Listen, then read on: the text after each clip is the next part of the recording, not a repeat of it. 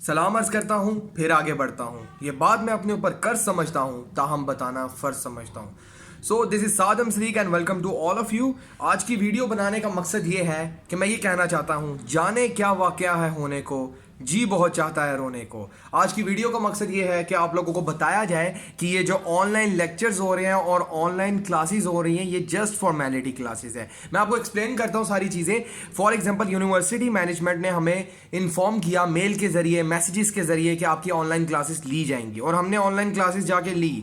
अब यूनिवर्सिटी का ये काम बनता था कि हफ्ता इन्होंने ऑनलाइन हमें लेक्चर्स दिए, तो हमसे एक फीडबैक सिस्टम के थ्रू हमसे फीडबैक लेते और हमसे पूछते कि आपको कोई मुश्किलात तो नहीं हुई ऑनलाइन लेक्चर्स में। लेकिन यहां पे हमसे कोई किसी किस्म का फीडबैक नहीं लिया गया।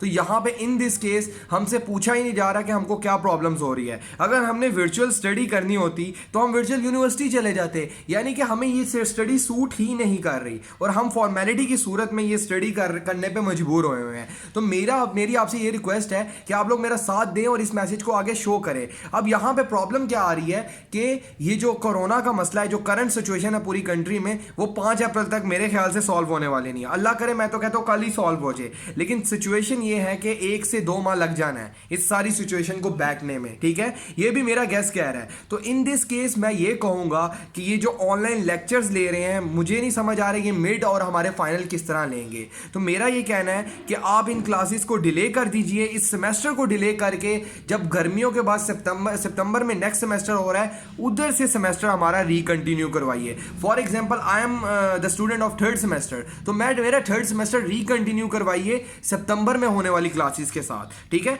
इस हिसाब से ये होगा कि मैं एक सेमेस्टर पीछे चला जाऊंगा, लेकिन इसका लॉस कम से कम ये तो नहीं होगा ना कि मुझे ऑनलाइन लेक्चर्स लेने पड़ेंगे, जो मेरी स्किल है वो जीरो की जीरो रहेगी। मेरे कहने का मतलब यह है कि ऑनलाइन लेक्चर्स की समझ नहीं आ रही, जो इनकी कंडीशंस हैं आप लोगों ने देख ली होगी, जिस तरह स्टूडेंट्स ने इसको सीरियस लिया हुआ है और जिस तरह की हमारी स्टडी हो रही है। आप लोगों के सामने ये सारी चीजें कोई भी ढकी छुपी चीज नहीं है। अब यहां पे एक मसला क्या आता है कि यूनिवर्सिटीज वालों ने फीसिस ले ली हुई है, तो इसका भी सोल्यूशन मेरे पास है। अगर आप लोगों ने फीसिस ले ली हुई है तो आप रिफंड करिए ना।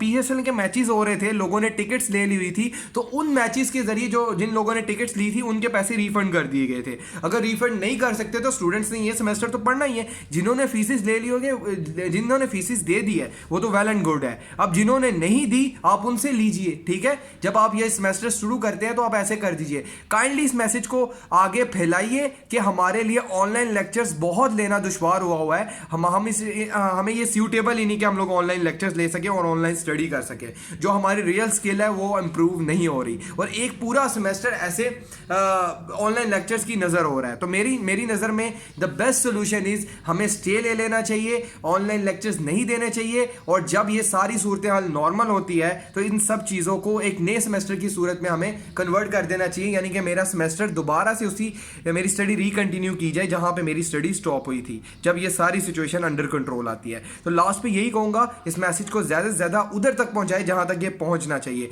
तो ये मेरी सारी स्टूडेंट से रिक्वेस्ट है कि अगर वीडियो पसंद आए तो मुझे फीडबैक जरूर देना नीचे कमेंट बॉक्स में, ताकि मैं आगे भी आप लोगों की खिदमत में ऐसी वीडियोस लेके आता रहूं। इन लास्ट में यही कहूंगा, देखने का शुक्रिया और देखते रहिए। Thanks for watching and keep watching. Bye bye.